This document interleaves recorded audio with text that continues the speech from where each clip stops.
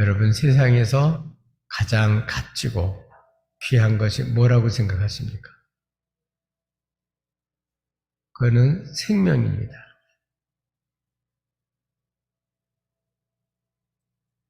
육적인 생명, 영적인 생명, 이 생명은 가장 값지고 귀합니다.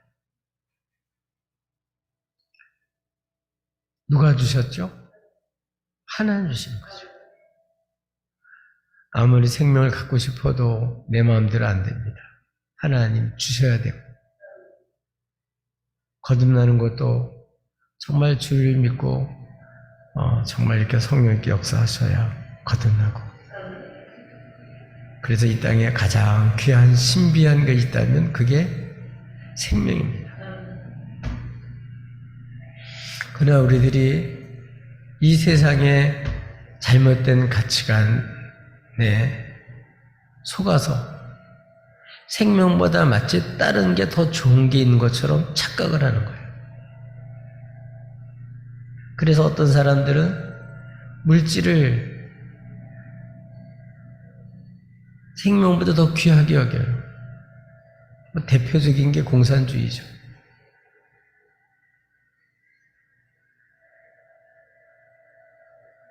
그러나 주님은 온 천하보다 생명 하나가 더 귀하다.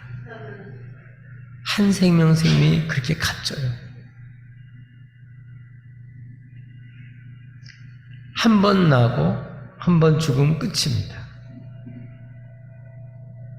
죽은 다음에 말로 태어나고 죽은 다음에 사람으로 이렇게 윤회가 아니에요. 딱 한 번밖에 못 살아요. 하나님께서 이 땅에 남자로 태어났든 여자로 태어났든 그걸 인정하고 여자로서 남자로서 살아가는 거죠. 한 번밖에 못 살아요.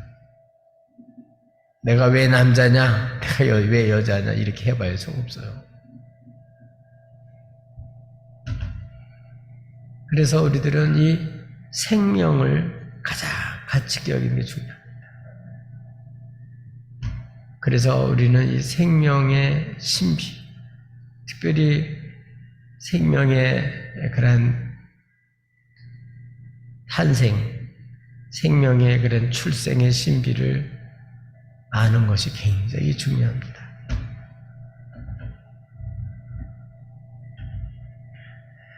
오늘 본문은 예수 그리스도의 나심의 신비에 대해서 말씀하고 있습니다.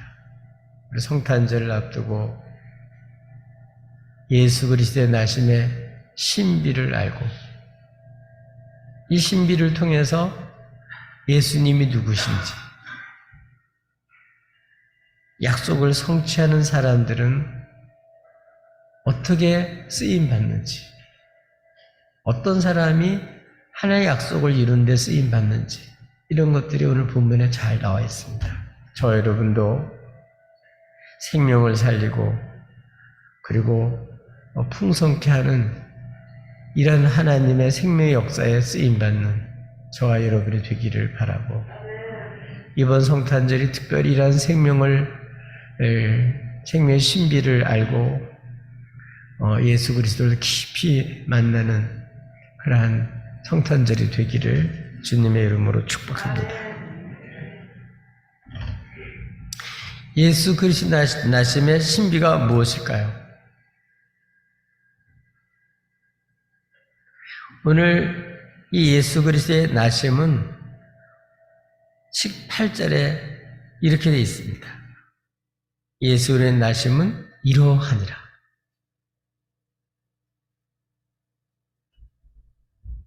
예수 그리스도가 나시는데 어떻게 나셨냐?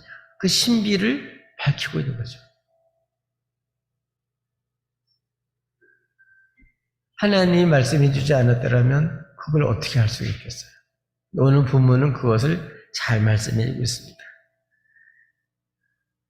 예수 그리스도의 나심의 신비가 뭡니까? 여기 보면 18절 끄트머리에 성령으로 잉태된 것이 나타났다. 예수님의 나심의 신비는 성령으로 처녀의 몸 마리아에게서 잉태됐다는 거예요.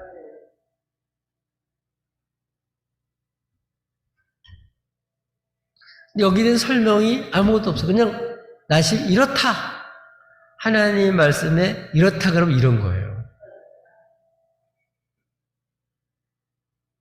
우리가 하나님의 말씀을 듣고 그렇다고 하니까 그렇게 믿는 거죠. 하나님의 말씀을 못 들면 내 생각에는 안 그런 것 같은데요. 저는 못 믿겠는데요. 그럴 수밖에 없죠. 예수의 나심의 놀라운 신비는 성령으로 잉태됐다는 거예요. 잉태된 분이라는 거죠.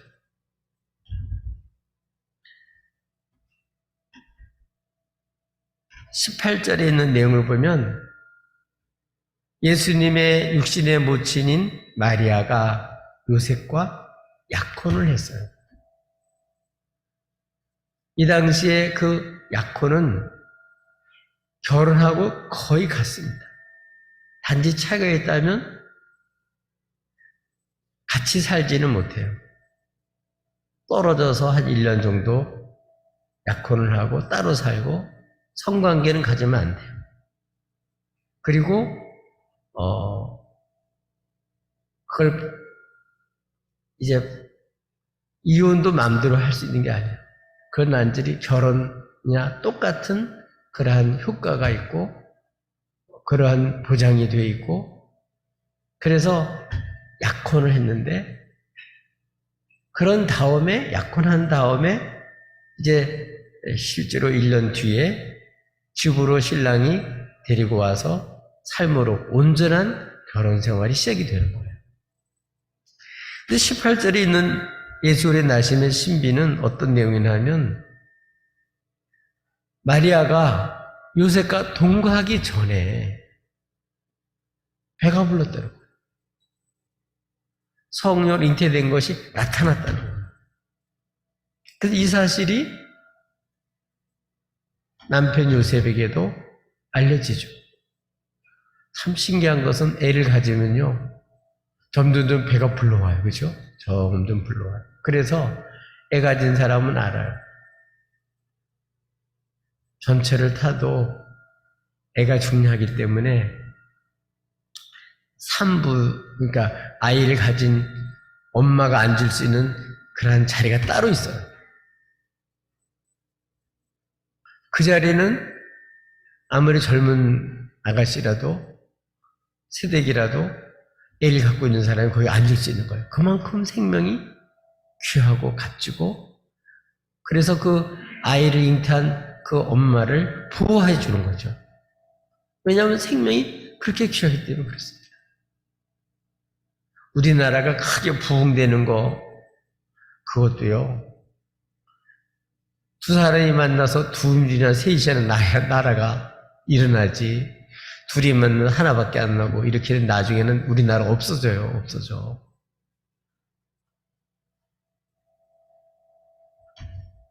근데 문제는 뭐죠? 아니 동거도 안 했는데 배가 불러오는 거예요. 근데 여기에 대해서 성경은 단언해서 말하죠. 성령으로 잉태됐다고 말하는 거예요. 그 1절, 여기 18절까지는 이제 마리아나 요셉은 아직은 얘기가 안 밝혀진 거죠. 근데 19절에 보니까 요셉이 생각이 나와요. 마리아의 남편 요셉은 어떤 사람이요? 의로운 사람이었다. 의롭다는 얘기는 하나님의 법대로 살려고 그 중심이 돼 있는 사람을 가리켜 의로운 사람이라고 말하는 거죠.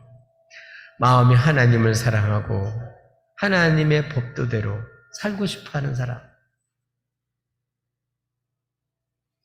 근데 하나님의 법에 따르면 신명기 22장 23절 24절에 보면 약혼한 여자가 남편 외에 다른 남자를 만나서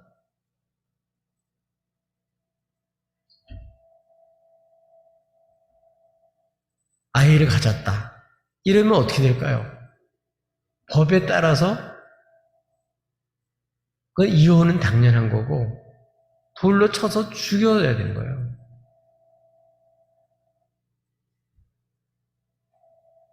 근데 요셉은 의로운 사람이기 때문에 문제는 뭐라고요?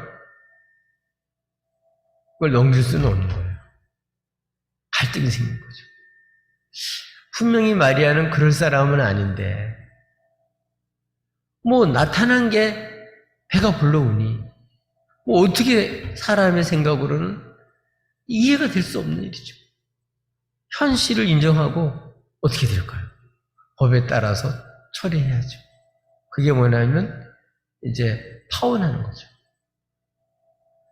파혼하는데 그거를 웬만한 남자 같으면 복수심에 불타가지고 알리면 돌로 맞아서 죽어요. 그런데 이 사람은 의로운 사람이기 때문에 또 자기 아내를 심판하기 원치 않아서 가만히 끊고 잔 거예요. 그 얘기는 그 당시에는 두 사람만 증인이 있으면 이혼이 되거든요. 그럼 공개적으로 하지 않고도 되니까 자기 부인하고 법도대로 이제는 파혼을 하되 복수하지 않고 그에게 해가 되지 않도록 가만히 끊고 잤다는 거예요. 이건 무슨 생각이죠? 요셉의 처신이죠. 요셉의 생각이죠.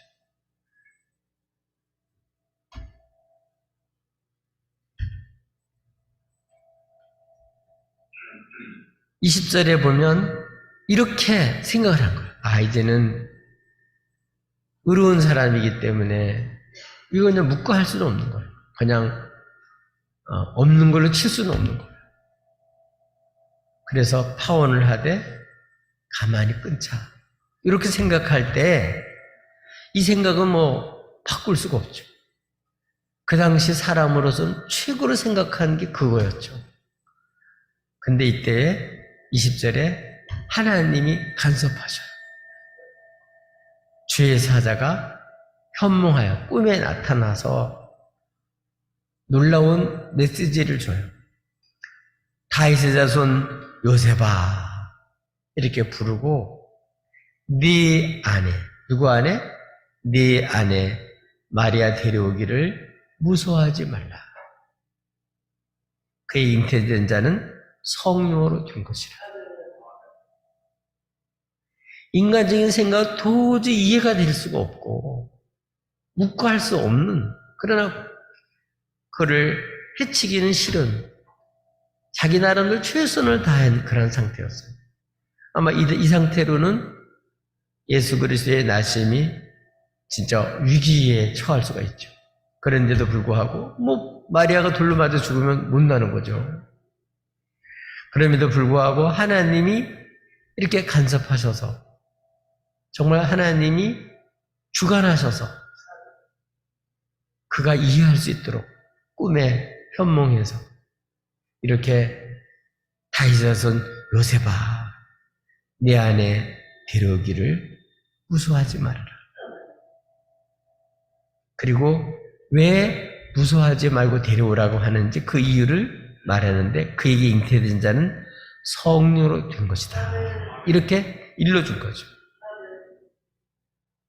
하나님의 말씀을 듣고 이 사람은 의문이 풀리고 사람으로는 도저히 이해가 되지 않는 얘기지만 주의 말씀을 듣고 믿어지니까 믿어졌다는 게 중요하죠.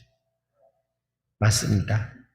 하나님의 역사에 쓰임받는 사람들은 자기 생각, 자기의 처신, 이것이 자기로서 최선을 다한다고 되는 것이 아니고 하나님의 말씀을 듣고 그 말씀을 받아들일 때, 믿음으로 받아들일 때 하나님 역사에 쓰임받는 거죠. 그래서 다윗의 자손 요셉으로서 법적인 아버지가 되는 거죠. 그래서 예수 그리스도 나심에는 이런 놀라운 그 신비가 뒤에 있었다. 하나님의 손길이죠. 이 다윗의 자손 요셉의 그 마음을 하나님이 생각을 바꿔주신 거죠. 그래서 주의 백성들의 특징은 하나님 말씀 듣는다는 거예요. 주의 말씀을 듣지 않으면 내 생각, 들은 말, 세상 말로 그냥 가는 거예요. 근데 주의 백성은 주의 말씀을 듣는데 차이가 있는 겁니다. 오늘 우리 성탄절을 맞이해서 누구 말 들어들을까요? 원수 마귀의 거짓말 듣지 말고 진짜 하나님의 말씀을 들어야 돼요. 예수님을 증거하는 하나님의 말씀을 들어야 예수님을 바르게 알고 바르게 영접할 수가 있습니다. 이번 성탄절은 이런 예수의 나심에 귀하게 쓰임받았던 이 요셉처럼 주의 말씀을 듣고 우리 생각이 고침받고 치료가 되고 그래서 주의 말씀을 받아들이는 주의 백성들이 다 되시기를 주님의 이름으로 축복합니다. 두 번째로는 예수 그리스도의 신비가 뭘까? 왜 이렇게 처녀의 몸에서 왜 이렇게 성인이 잉태가 돼야 되냐? 도저히 사람들의 그런 풍습이나 생각이나 관습으로는 이해가 될 수 없는 왜 이런 방법으로 꼭 예수 그리스도가 나셔야 되냐 하는 문제죠.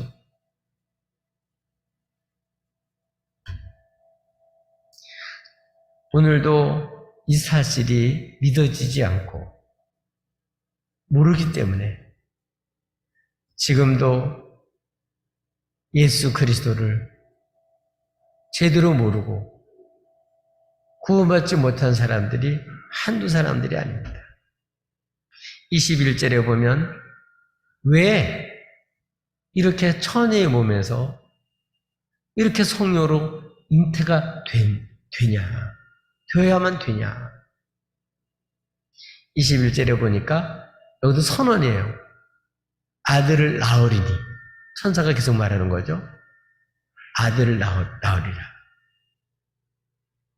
그런데 명령이 뭐죠? 이름을 예수로 하라. 데리고 오라고 명령하고 아들을 낳을 거라고 얘기해주고 데려온 다음에 애를 낳으면 예수라고 이름을 지으라고 명령을 합니다. 왜 그렇죠? 21절 하반절에 그가 자기 백성을 그들의 죄에서 구원할 자이십니다. 처녀의 몸, 마리아의 몸에서 나야만 성령 잉태돼야만 자기 백성들의 죄에서 건지시는 분이기 때문에 그렇습니다. 하나님께서는 아담 하가 범죄한 이후로 첫 번 복음을 주셨죠. 뱀의 머리를 짓밟을 여자의 후손을 보내주시겠다고, 메시아를 보내주시겠다고 약속을 하셨는데 무슨 후손? 여자의 후손이에요.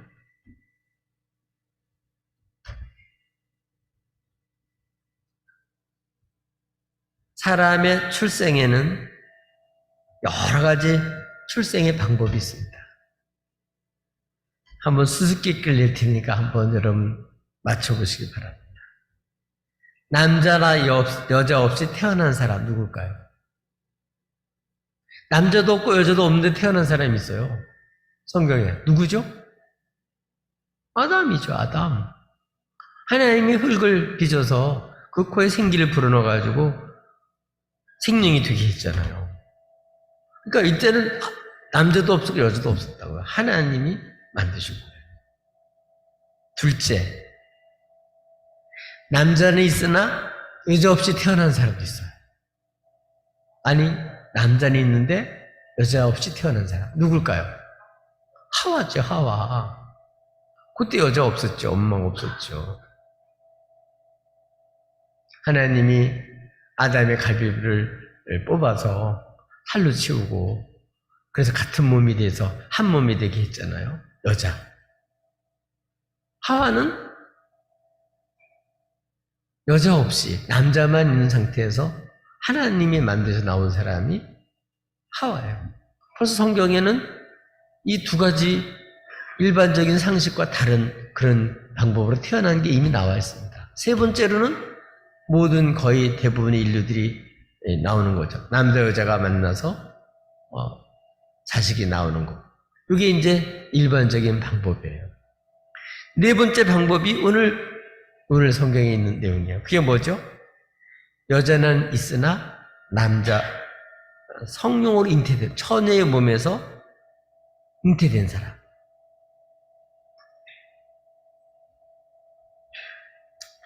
왜 이렇게 될까요?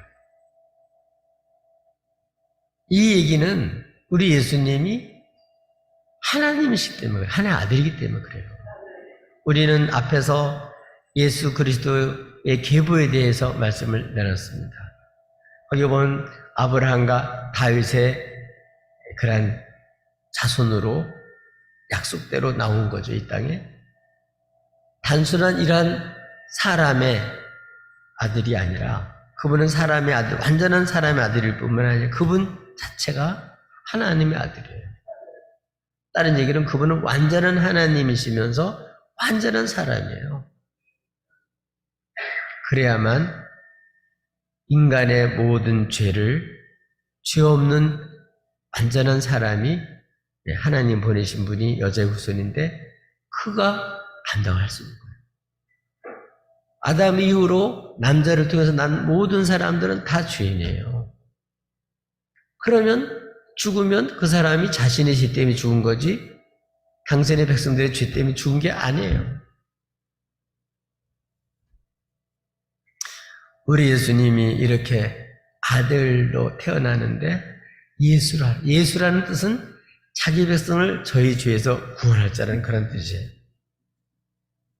그래서 이게 예수의 신비는 이렇게 해야만 자기 백성을 죄에서 구원할 수 있기 때문에 성령 그렇게 잉태되고 또 다른 방법이 있으면 그렇게 했겠지만 이 방법은 사람을 측량할 수 없는 신비고 하나님 우리를 사랑해서 주신 정말 신비고 사랑의 역사예요. 하나님의 아들이 완전한 사람이 돼서 우리들의 모든 죄를 그분이 담당케 하시려고 대속물이 되게 하시려고 오신 거죠. 그래서 마리아의 몸을 통해서 이렇게 이 땅에 성령으로 잉태돼서 이 땅에 오신 분이 예수님이시죠. 이 예수님을 주라고 그리스도라고 믿는 사람들이 바로 교회예요. 이거는 혈육으로 알 수가 없고 하나님 아버지께서 알려주셔야 계시해 주셔야 계시의 정신을 주셔서 복음을 들을 때 이게 믿어질 때 이렇게 이 사람이 교회가 되는 거예요. 주님의 교회가 되는 거죠. 이런 사람들은 음부의 권세가 이기지를 못해요. 음부의 권세는 뭐죠? 원수마귀 뱀의 유혹을 받아서 범죄했잖아요. 그리고 죄의 결과로 사망 권세 아래 있게 됐고 그걸로 죽음이 온 거죠. 그러나 이 예수를 믿는 사람들은 더 이상 죄 아래 있지 않고 사망 권세에 있지 않고 죄와 사망의 권세를 이기시고 우리의 죄값을 다 치러주신 하나님의 법대로 다 성취하신 그래서 우리를 죄에서 구원하실 자로 오시기 위해서 주님은 이렇게 동정녀 처녀의 몸을 통해서 이 땅에 성령으로 잉태된 거죠. 그래서 그분만이 누구라고요?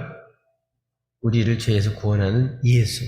자기 백성을 죄에서 건질 자라는 그런 뜻이 예수라는 뜻이에요. 예수. 그리스도는 그런 직책을 맡은 분, 메시아라는 뜻이죠. 오늘 우리들도 바로 이 예수님을 성탄절에 바로 알고 예수를 믿어야만 구원을 받습니다. 23절에 보면 23절서부터 있는 내용을 보면 선지자가 주의 사자가 계속해서 말을 하는데 이렇게 성령으로 처녀의 몸 마리아에게서 내 안에 마리아에게서 성령으로 이렇게 됐다. 그 이름을 예수라 하라. 이제 데려오는 거를 이제 무서워하지 말라고 말씀했습니다. 이렇게 된 모든 일은 선지자로 이미 말씀하신 것을 이루려고 지금 이렇게 하나님께서 역사하신 것이라는 사실을 요셉에게 알려준 거죠. 그래서 23절에 보라 처녀가 잉태하여 아들을 낳을 것이요 그 이름은 임마누엘이라 하리라 하였으니 이를 번역한 즉 하나님이 우리와 함께 계시다 합니다. 이 내용은 이사야서 7장 14절에 이미 예언되어 있는 내용이에요. 하나님이 징조를 보여주시는데 하나님 말씀한 대로 그대로 된다. 이사야 때는 아하스와 유다 가문에 주어진 징조였는데 그때 베가와 느신의 공격으로부터 하나님께서 구원해 주신다.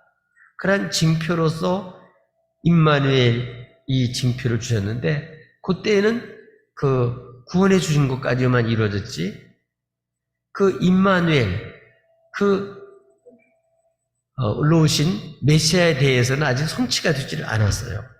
근데 이 마리아의 몸에서 성령으로 잉태됨으로 인해서 실제로 그분이 하나님이심을 증거하는 것입니다.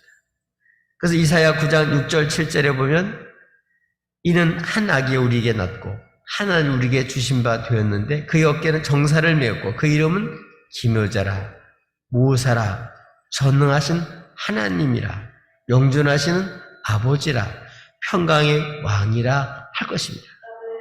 그 정사와 평강의 더함이 무궁하며 또 다윗의 왕자와 그의 나라에 군림하여 그 나라를 굳게 세우고 지금 이후로 영원히 정의와 공의로 그것을 보존할 것이라 만군의 여호와 열심히 이를 이루시리라.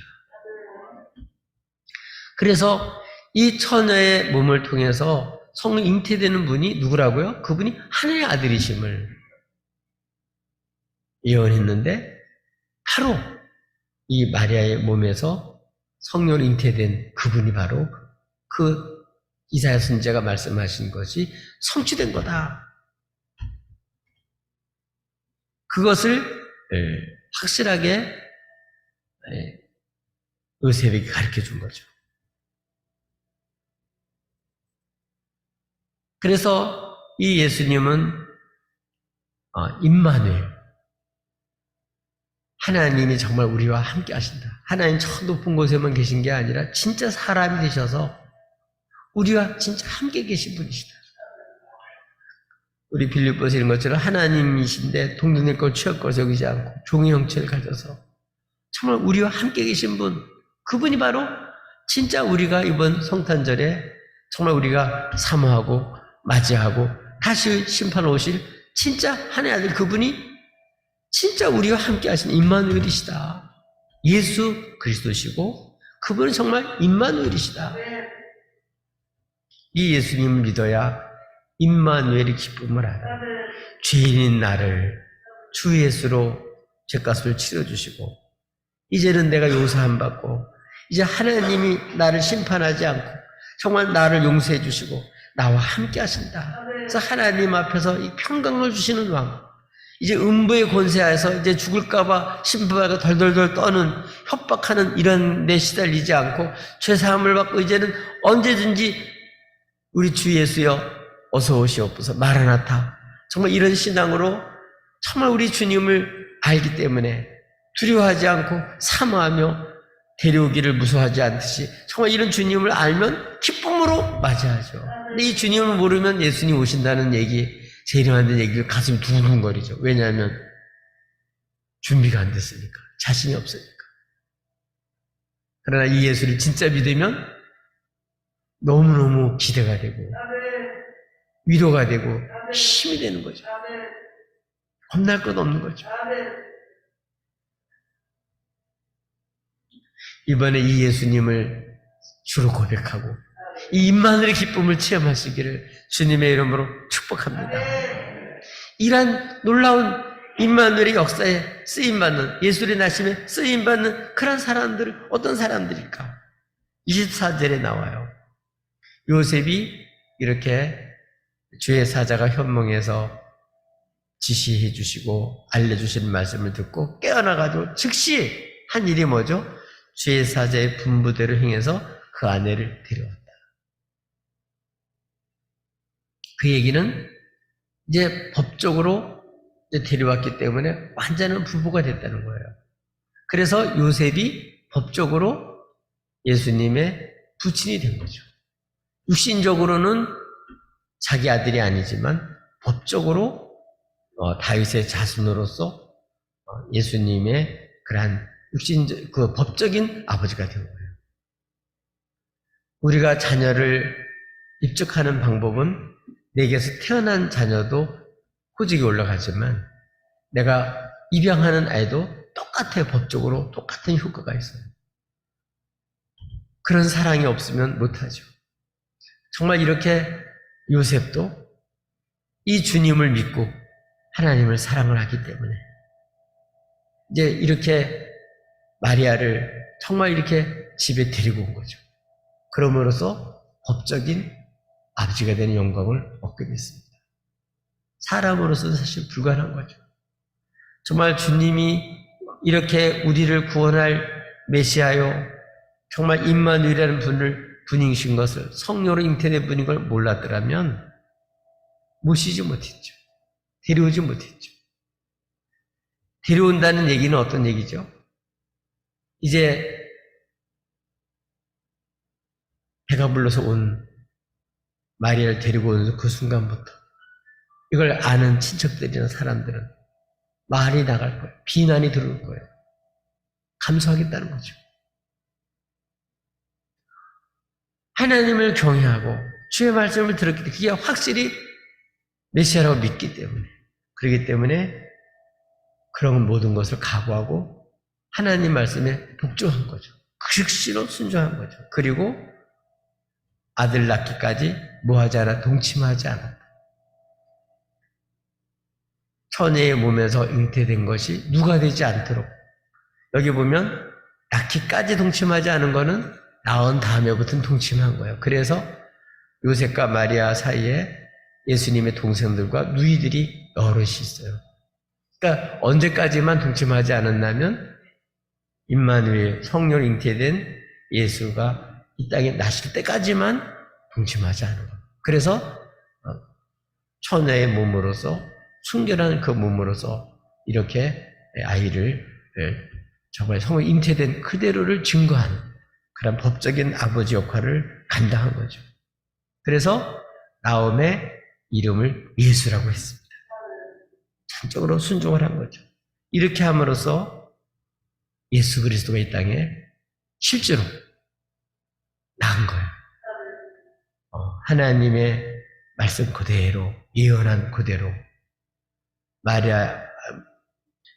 처녀 마리아를 통해서 다윗의 자손 후손인 그러한 요셉의 법적인 아버지로서 이 땅에 그 아들로서 태어난 거죠.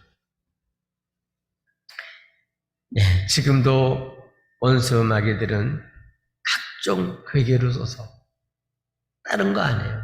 이걸 공격하는 거예요. 모든 신학의 공격, 모든 사상의 공격은 바로 이걸 공격하는 거예요. 뭘 공격하죠? 처녀의 몸에서 성령으로 예수가 태어났다. 이거 공격하는 거예요. 그걸 무너뜨려야 메시아가 아닌 게 되니까. 그걸 믿으면 진짜 예수를 믿고 구원받으니까. 하나님 놀라운 사랑을 체험하고 임마누엘 기쁨을 체험하니까. 원수의 괴계는 이거 무너뜨리는 거예요. 지금도 많은 성경을 연구하는 사람은 역사적인 예수는 있지만 하나의 아들 예수는 안 믿는 거예요.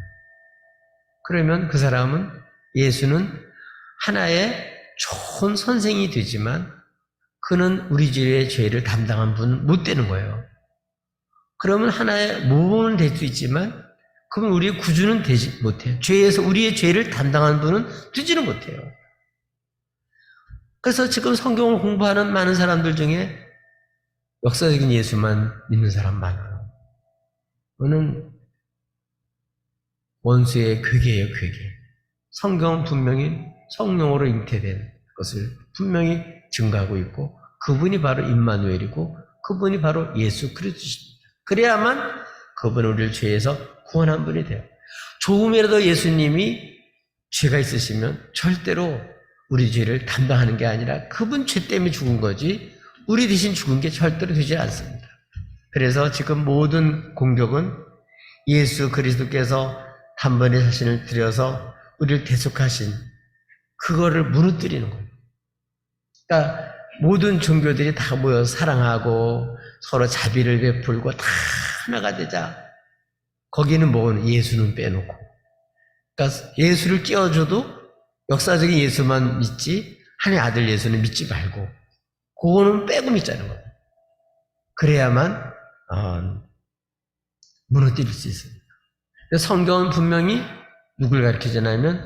동정녀 마리아를 통해서 성령께서 잉태되어서 나신 분, 그분이 바로 메시아라는 사실을 말씀하고 있습니다. 이거는 그분이 완전한 하나님의 아들이시고 완전한 사람이 되셨기 때문에 자기 백성들의 죄를 담당한 분이라는 사실을 증거하는 것입니다. 이게 바로 예수 그리스도의 신비예요. 이번 우리 성탄제를 통해서 이 예수 그리스도의 나심의 신비를 알고 임만의 기쁨과 감격 속에서 여러분 하나님의 평강을 누리고 이 주님을 뜨겁게 사랑하고 우리 주의 백성으로 살아가시기를 예수님의 이름으로 축복합니다.